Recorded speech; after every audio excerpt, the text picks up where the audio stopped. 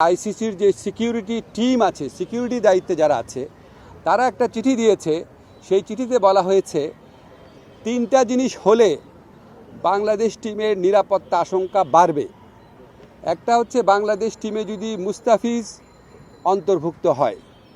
2 হচ্ছে বাংলাদেশ যে দলের যে সমর্থকরা আছে ওনারা যদি বাংলাদেশের জাতীয় যে জার্সি আছে, আমাদের ন্যাশনাল জার্সি আছে, এটা পরে যদি ঘোরাফেরা করে।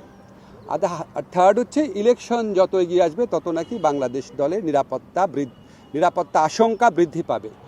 তো আইসিসি সিকিউরিটি টিমের এই বক্তব্য সন্দেহাতীতভাবে প্রমাণ করেছে যে ভারতে বাংলাদেশ ক্রিকেট টিমের T20 বিশ্বকাপ খেলার কোনো রকম পরিস্থিতি নাই।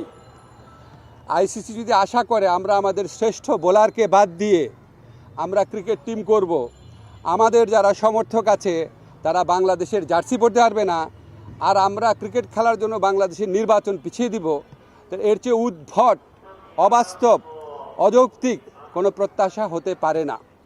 আমরা মনে করি ভারতে যে উগ্র সাম্প্রদায়িক পরিস্থিতি বিরাজ করছে এবং বাংলাদেশ বিদ্বেষী যে পরিবেশ বিরাজ করছে, বিশেষ করে গত 16 মাস ধরে বাংলাদেশ বিদ্বেষী যে অব্যাহত ক্যাম্পেইন চলেছে, এটার প্রেক্ষিতে বাংলাদেশের পক্ষে ভারতে ক্রিকেট খেলা অসম্ভব ব্যাপারে পরিণত হয়েছে।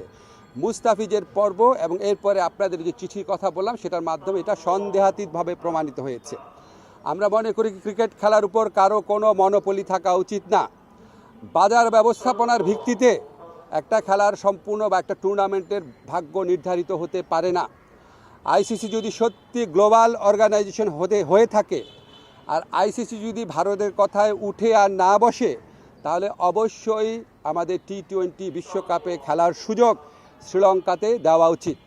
এই প্রশ্নে আমরা কোনো রকম নতি স্বীকার করব না।